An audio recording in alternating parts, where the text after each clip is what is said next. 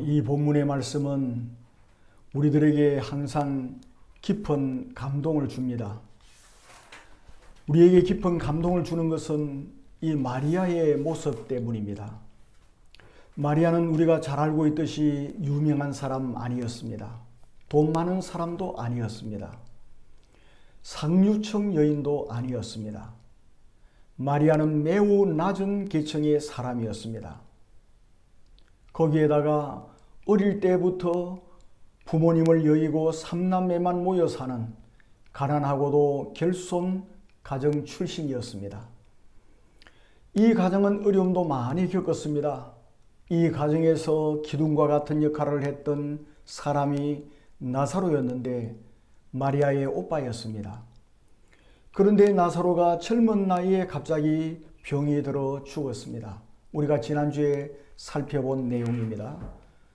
그러나 그 가정에 예수님께서 찾아가셔서 죽은 나사로를 살리셨습니다. 주님의 사랑을 받는 마리아의 가정은 이 세상의 그 어떤 가정도 맛보지 못할 만큼 놀랍고 큰 은혜를 누리게 되었습니다. 우리가 잘 알듯이 이 세상은 항상 풍랑이 있는 세상입니다. 그러나 우리 삶 가운데 아무리 큰 시험과 환난이 있다 할지라도 예수님의 사랑을 받기만 하면 그 모든 시험과 어려움이 도리어 놀랍고 큰 축복이 됩니다. 예수님의 큰 사랑을 받은 마리아의 가정은 주님의 사랑에 보답을 하고 싶었습니다. 그래서 예수님을 초청하여서 잔치를 벌입니다. 이 잔치는 바로 며칠 전 죽었다가 다시 살아난 나사로가 너무 고마워서 조금이라도 받은 은혜에 감사하고 싶은 그 마음에서 마련한 잔치였습니다. 무엇인가를 받기 위해서가 아니었습니다. 이미 받은 은혜에 감사하여 마련한 잔치였습니다. 그러기에 마르다와 마리아는 정성을 다 기울여서 잔치를 준비했습니다. 마르다는 부엌에서 정성을 다해 음식을 준비합니다. 그러나 마리아는 예수님의 발에 지극히 값비싼 향유, 순진한 나드 향유를 그리스도 예수의 머리와 발에 부었습니다. 그리고 자기의 머리카락으로 그 예수 그리스도의 발을 씻었습니다. 이것은 너무도 충격적이고 아름다운 사건이었습니다. 이 마리아의 사건은 교회사에서 가장 아름다운 헌신으로 기록되어 있습니다. 이스라엘 여자들은 이 머리카락을 마치 면류관처럼 소중하게 생각하였습니다. 우리가 고린도전서 11장을 보면은 긴 머리는 여자의 영광이라고 말씀하지 않습니까? 여자의 영광이라고 여겼던 것이 여인들의 머리카락이었습니다. 그 반면에 이 발은 노예만이 만지고 씻겨주는 것이었습니다. 그러니까 머리카락과 발은 완전히 반대였습니다. 또한 이스라엘 여인들은 결혼을 위해서 혼수감으로 향유를 준비했습니다. 그런데 그 혼수감으로 준비했던 귀중한 향유를 그리스도 예수의 팔에 쏟아 부었습니다.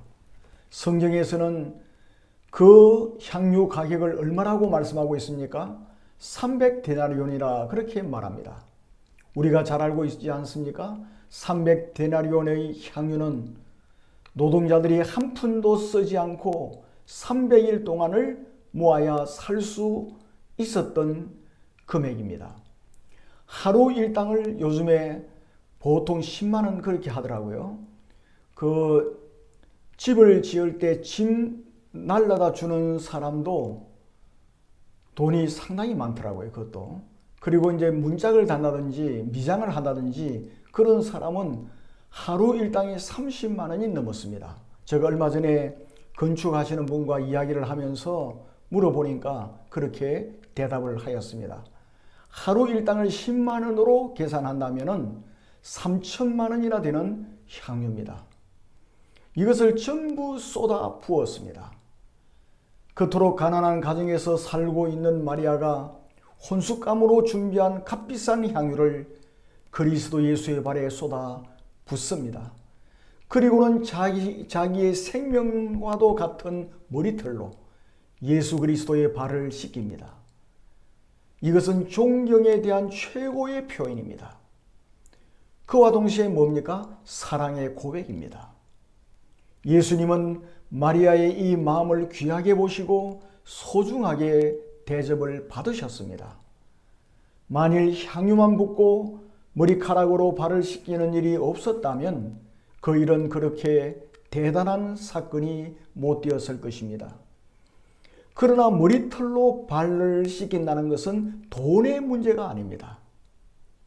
전적인 자기 희생으로 마음의 중심을 예수 그리스도께 바치는 행위입니다.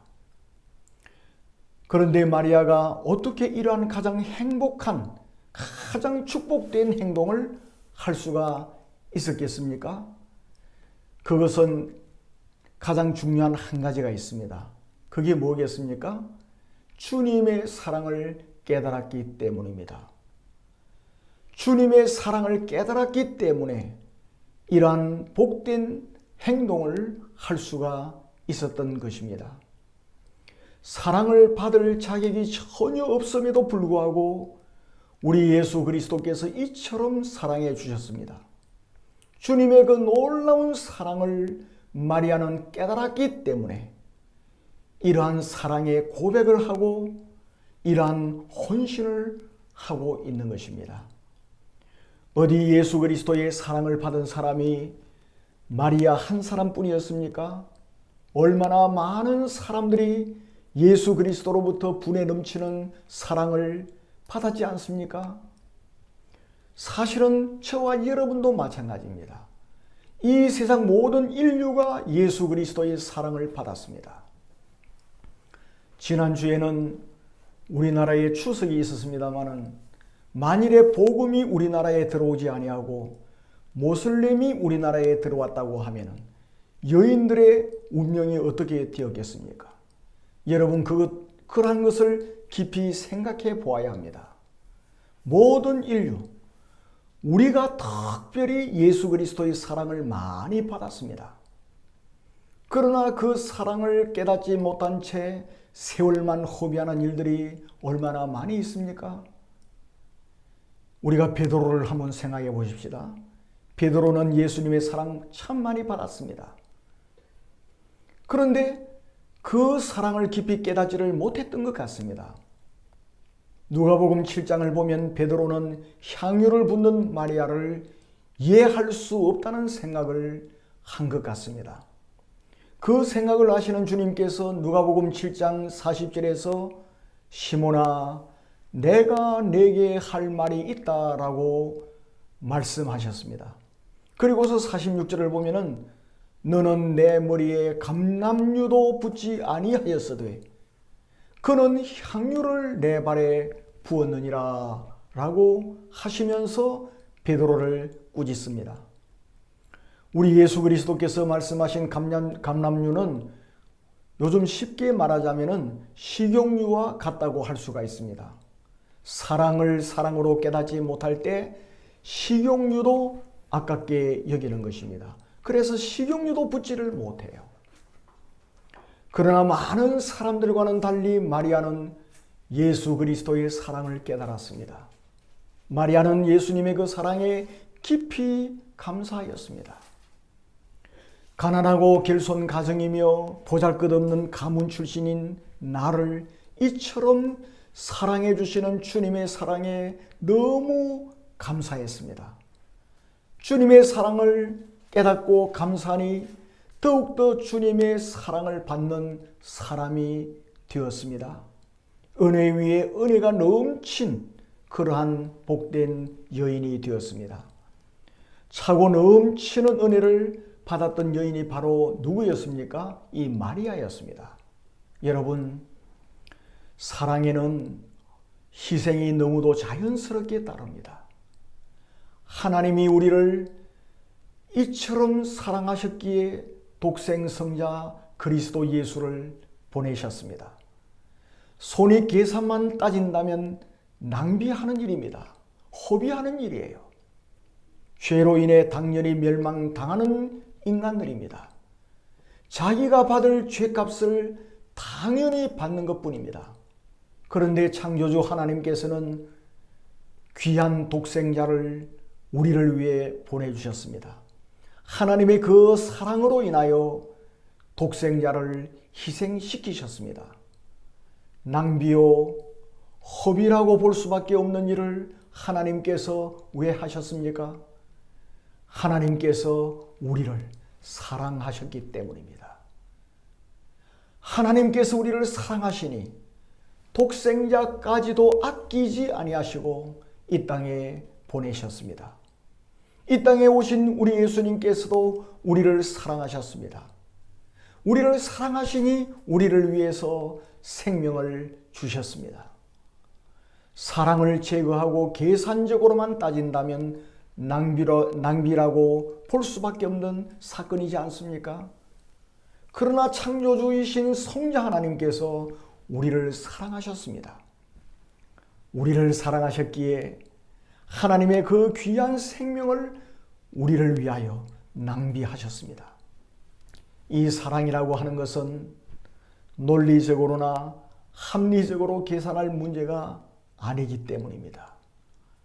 만일에 논리적이요, 합리적이요, 계산적으로 생각하고 있다고 하면은 그것은 더 이상 사랑이라 할 수가 없습니다. 부모를 사랑하고 자식을 사랑하고 주님을 사랑해서 하는 일, 여러분 계산해서 할 수 있는 일입니까? 얼마 전에 추석 때 어머니를 뵀는데 참 연세가 많으시니까 정말 기력이 쇠지는 것을 하루하루 볼 수가 있었습니다. 그 아내 사모님이 아내가 정성을 다해서 식사를 며칠이라도 이렇게 준비를 해드리니까 식사를 참 잘하세요. 식사를 한 며칠 제대로 하시니까 기력이 살아나는 거예요. 얼굴빛이 달라져요. 제가 어머니로부터 배운 것 중에 하나가 참 주님을 사랑하면은 이렇게 하는구나 하는 것을 느낀 게 있습니다. 그것은 뭔가 하니까 정말 그리스도 예수를 사랑하고 주님을 사랑하니까, 하나님을 사랑하니까 좋은 것만 보이면은 주님을 생각하고, 좋은 것만 보이면은 주의 종을 생각하고, 좋은 것만 보이면은 교회를 생각하시더라고요. 그래서 꿀을, 벌꿀 있잖아요. 꿀을 채취를 한다든지, 고추를, 옛날에는 고추가 그렇게 흔치 않았습니다. 모든 게 참 농작물이 쉽게, 요즘처럼 농약이 있습니까? 뭐가 있습니까? 또 많이 가물고 그랬기 때문에 이 수확을 하는 것이 참 힘들었습니다. 좋은 것이 있으면 꼭 불러서 목사님을 갖다 드리고 오너라 그렇게 하셨고요.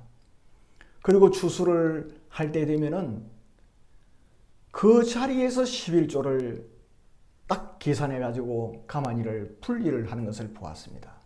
그리고 그 당시 리어카라고 있었어요. 요즘에는 리어카가 잘 안 보이는데 리어카를 가지고 바로 교회에 갖다 드렸습니다. 11조를 드렸습니다. 그때 우리 가족 중에서는 형제들이 다 학교에 다녔습니다. 동생들이 다 다니고 저도 학교에 다니던 그때였습니다. 주님을 사랑하니까 계산이 안 되더라는 거예요. 계산을 하면은 11조까지 모아서 등록금을 내야 됩니다.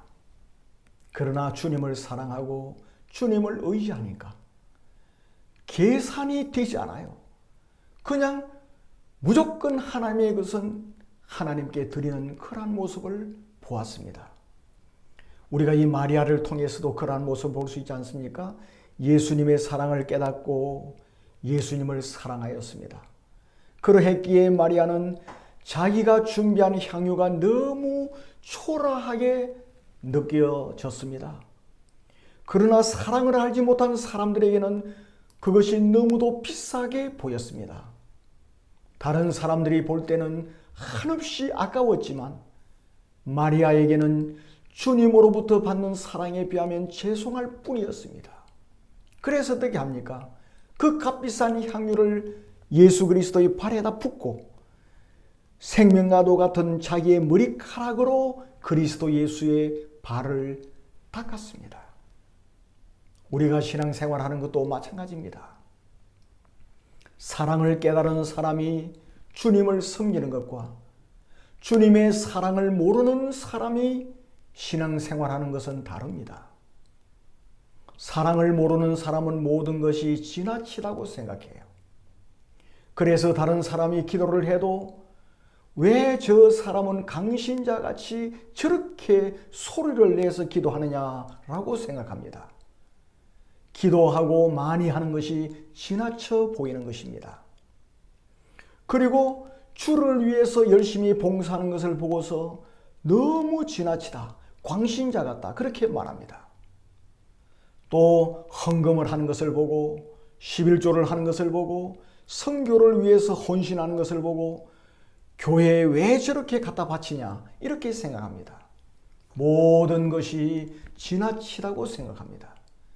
사랑을 모르는 사람입니다. 사랑을 모르면 모든 것이 아까워집니다. 지나치게 보이고 문제가 있어 보입니다. 그러나 여러분, 사랑을 깨닫고 나면은, 은혜를 받고 나면 섬기는 일, 바치는 시간, 드리는 예물이 오히려 주님의 사랑에 비하면 너무나 보잘것없이 느껴지게 되는 것입니다. 덜 부족하게 느껴지는 것이죠. 그러한 신앙생활을 하는 사람은 하늘로부터 임하는 행복과 기쁨이 넘치게 되는 것입니다. 하나님의 사랑을 깨닫지 않고 일을 하면 그만큼 어색한 일이 없습니다. 헌신하면 어쩐지 어색해 보이는 겁니다. 그래서 아주 마지 못해서 헌신을 해요. 어떤 사람은 주위 사람이 볼까봐 불안해합니다. 선교를 하고 선교 헌금을 하고 이런 것을 쉬쉬하며 숨기는 경우들이 있습니다. 나에게 무엇이라 말할까봐 걱정하는 사람들이 많습니다. 여러분, 주님의 사랑을 깨달으려면 이것저것에 너무 또한 분주해서는 안 됩니다. 다른 사람들의 이목을 너무 의식해서도 안 될 뿐만 아니라 너무 분주하면 안 됩니다. 여러분, 마르다 보십시오. 얼마나 분주했습니까? 누가복음 10장에서도 마르다는 분주했습니다. 이런 마르다에게 예수님께서 충고하십니다. 마르다야, 마르다야, 네가 많은 일로 염려하고 근심하나 그러나 몇 가지만 하든지 혹 한 가지만이라도 족하니라. 한 가지만이라도 족하다. 마리아는 이 좋은 편을 택하였으니 빼앗기지 아니하리라. 이렇게 말씀하십니다. 여러분, 지금 어떠한 삶을 사세요? 너무 바쁘시지 않습니까? 추석 때 특별히 바빴죠. 이 사람도 챙겨야 되고 저 사람도 챙겨야 되고 많이 바쁘셨을 거예요. 그러다 보니 예수님께 쏟을 시간이 없어지는 겁니다. 마르다가 그래 했습니다. 그러니 마르다에게 찾아온 게 뭡니까? 행복과 기쁨이 없어져 버렸어요. 찾아온 게 뭡니까? 짜증입니다. 정말 짜증이 났습니다. 여러분, 가장 중요한 것은 한 가지뿐입니다. 많지 않아요. 이것저것 분주한 삶을 산다면 진정 중요한 것이 무엇인지 찾지 못한 채 살아가고 있다는 증거가 되는 겁니다. 모든 사람을 다 사랑하기 위해 뛰어다닌다면 아직 진정으로 사랑할 대상자를 만나지 못했다는 증거이지 않습니까? 그래서 허전하고 공허합니다. 그건 늘 분주하죠. 미국의 배우 빌 코즈비라고 하는 사람은 참 중요한 말을 했습니다. 나는 성공의 열쇠가 무엇인지 모르지만 실패의 열쇠가 무엇인지는 알고 있다. 그것은 모든 사람을 만족시키려고 하는 것이다. 그렇게 말했습니다. 여러분, 실패의 열쇠, 그것은 모든 사람을 만족시키려고 하는 것이다. 마리아는 진정 사랑할 대상자를 찾았습니다. 그분이 누구였습니까? 예수님이었습니다. 그랬기에 마리아는 예수님께만 분주했어요. 다른 것에는 별 관심이 없었습니다. 심지어는 그 값비싼 향유에도 관심이 없었습니다. 누가 뭐라고 하든 상관이 없었습니다. 예수님을 사랑하니 그냥 행복했습니다. 예수님의 은혜를 깨닫고 나니 그저 기뻤습니다. 삶이 꽉 찬 알곡과도 같았습니다. 그래서 예수님은 뭐라고 말씀하십니까? 마리아는 이 좋은 편을 택했다라고 말씀하십니다. 이 좋은 편을 택했다는 거예요. 사랑하는 성도 여러분, 주님의 사랑을 깨닫고 주님을 사랑한다면 정말 걱정할 게 없습니다. 성도가 삶을 살아갈 때 누구나 다 시험이 있게 마련입니다. 그런데 그 시험을 극복하는 사람이 있는가 하면 시험 앞에 무너지는 사람도 있습니다. 어떤 사람이 시험을 이기죠? 주님의 사랑을 깨달은 사람. 그래서 진정으로 주님을 사랑하는 사람. 그 사람은 시험을 이깁니다. 내 안에 주님의 사랑으로 충만하면 악한 마귀가 어떤 시험을 하더라도 넘어가지 않습니다. 여러분이 잘 아는 솔베이지의 노래 잘 아시죠? 오직 사랑하는 남편이 있었기 때문에 그 남편이 배를 타고 나가서 모든 사람이 다 죽었다고 하는데, 그리고 얼굴이 너무 예뻤기 때문에 여기저기서 결혼하자는 사람들이 많이 있었음에도 불구하고 그 유혹과 시험에 넘어지지 않았습니다. 나이가 많이 들고 나서 자기 남편이 찾아옵니다. 진정 그리스도 예수를 사랑하는 그 사람이 모든 시험을 이기고 우리 주 예수 그리스도께서 우리를 부르실 그때에, 그리고 이 세상 끝날 때 신랑 되신 예수 그리스도를 기뻐 뛰며 맞이할 수 있게 될 것입니다. 어떤 사람이 또한 인내할 수 있죠? 인내도 마찬가지예요. 주님의 사랑을 받은 사람입니다. 성경은 이러한 마리아를 비난하는 사람의 행동을 그대로 기록하고 있습니다. 뭐라고 비난을 합니까? 마가복음 14장 4절과 5절을 보면은 어찌하여 이 향유를 허비하는가? 그렇게 말합니다. 허비한다고 하는 거예요. 그리고 이 향유를 300데나리온 이상에 팔아서 가난한 자들에게 줄 수 있었겠도다. 그렇게 하면서 마리아를 비난합니다. 여러분, 성경을 보십시오. 예수님께서 하시는 일에 대해서도 비난하는 사람들이 있었습니다.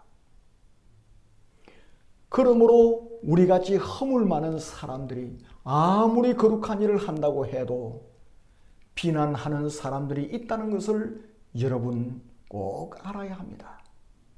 그러기에 우리가 하나님의 일을 할 때 너무 사람들의 비난을 의식해서는 안 됩니다.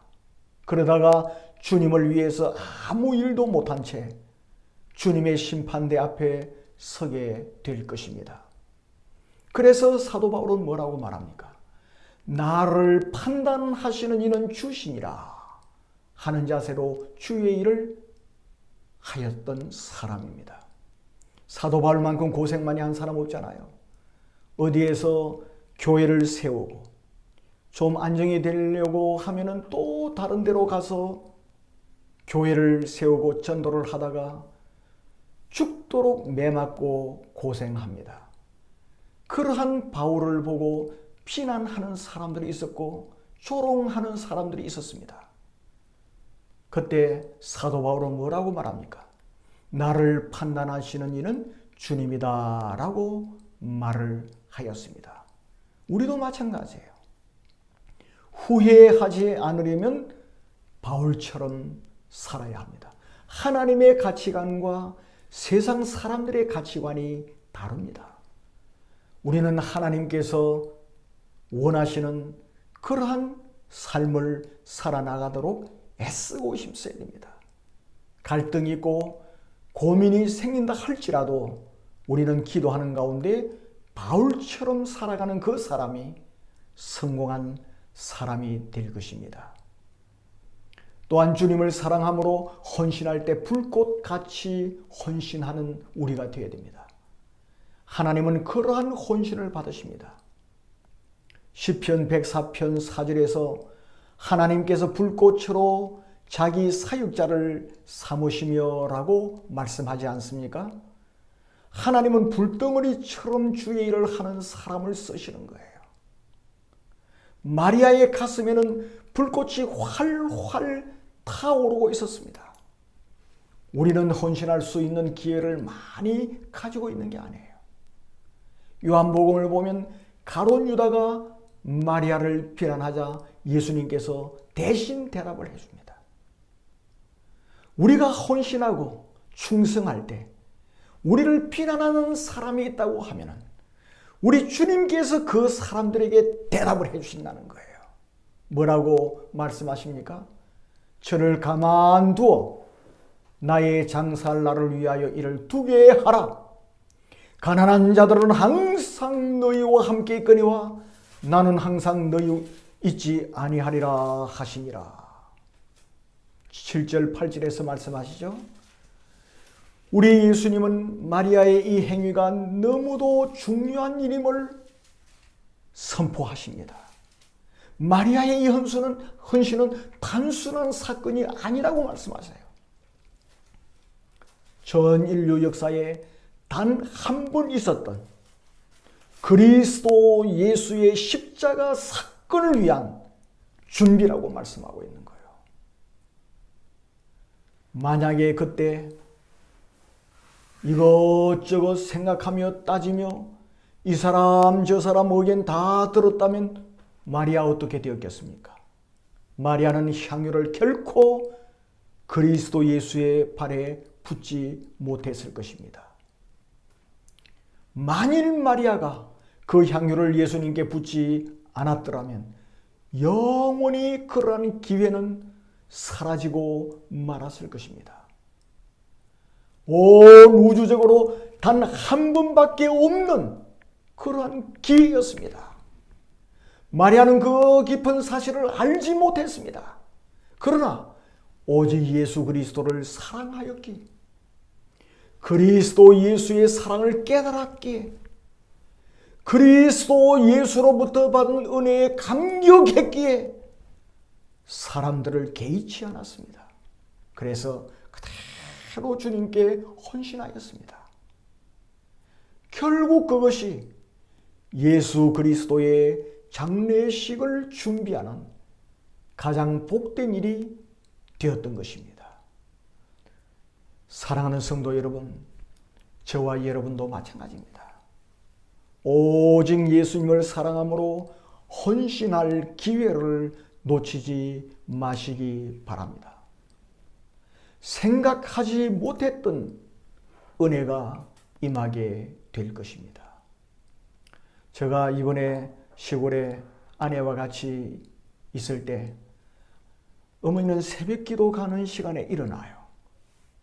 연세가 많기 때문에 교회까지 걸어가시지를 못하니까 집에서 꼭 기도를 하시는데 저도 그 시간쯤 일어납니다. 일어나서 어머니에게 가면은 일어나셔서 성경을 읽고 계세요. 그러면 제가 꼭 기도를 합니다. 같이 기도를 해요. 이번에 어머니가 저에게 말씀해 주신 주제는 그거였습니다. 복음을 전파하고 선교하는 것이 얼마나 큰 축복인지 감사해야 된다. 그렇게 말씀하시는 거예요.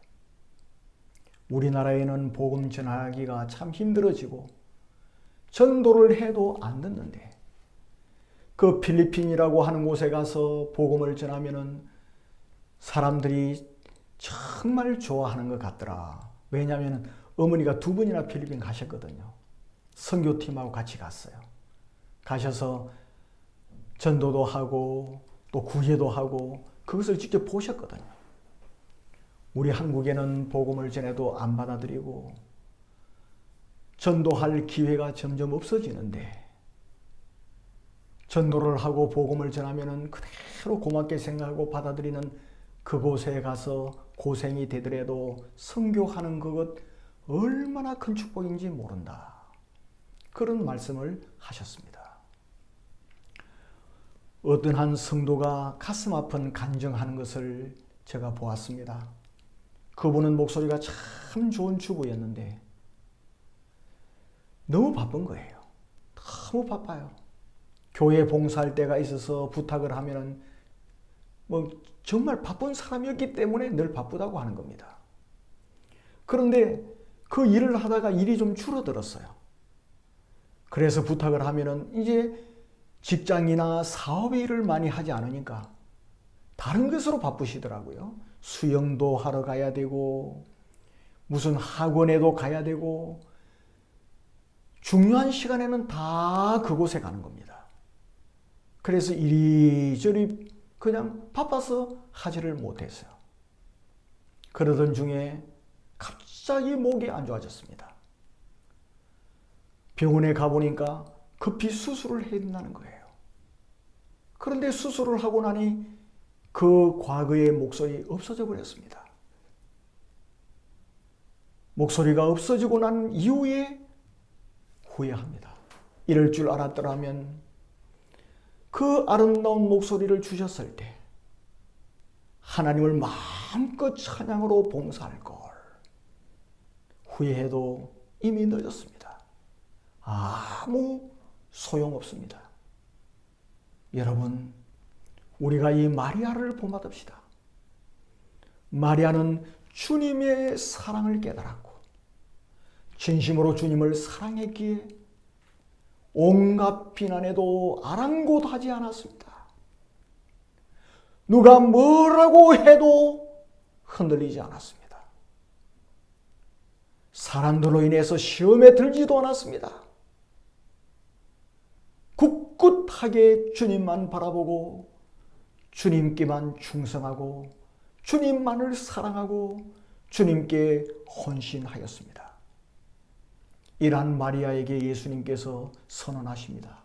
놀라운 선언이에요. 여러분, 우리가 마가복음 14장 9절을 보면은 내가 진실로 너희에게 이르노니 온 천하에 어디서든지 복음이 전파되는 곳에는 이 여자가 행한 일도 말하여 그를 기억하리라. 여러분, 복음이 증거되는 곳, 그리스도 예수의 이름이 전파되는 곳에는 어디든지 이 마리아의 이름까지도 함께 전파되어서 그 영원히 향기로 하나님께 영광 돌리게 될 것이라는 겁니다. 이 한 여인 마리아의 향기는 그때 끝난 것이 아니라 영원한 향기가 되었던 것입니다. 주 예수 그리스도 오실 그때까지 이 세상에서 영원히 수많은 사람들에게 영향력을 입히는 영원한 향기가 되었습니다. 마리아의 이름 그와 함께 영원히 기억되는 가장 복된 이름이 되었습니다. 사랑하는 성도 여러분, 지금 이 시간에 예배를 드리고 있는 우리도 마리아처럼 영원한 향기가 됩시다. 복음이 증거되는 곳, 예수 그리스도 이름이 증거되는 곳마다 우리의 모습, 우리의 이름도 함께 하나님께 영광으로 올려드리는 그러한 모습이 되십시다. 중국에서, 그리고 한국에서, 일본에서 여러분들이 요즘 살아가는 게 얼마나 힘듭니까? 그리고 필리핀에서 그 어려운 가운데서도 이 선교를 위해서 희생하고 헌신하고 뒷바라지를 하는 아름다운 분들이 많이 있습니다. 그분들 마리아처럼 영원한 향기가 되어서 하나님께 영광 돌리게 되고 그 자자손손을 창조주 하나님께서 반드시 책임져 주실 줄을 믿습니다. 그러한 놀라운 은혜가 우리들에게 임하고 있다는 사실을 믿고 감사 감격으로 살아가는 우리 모두가 되기를 주님의 이름으로 축원합니다. 아멘.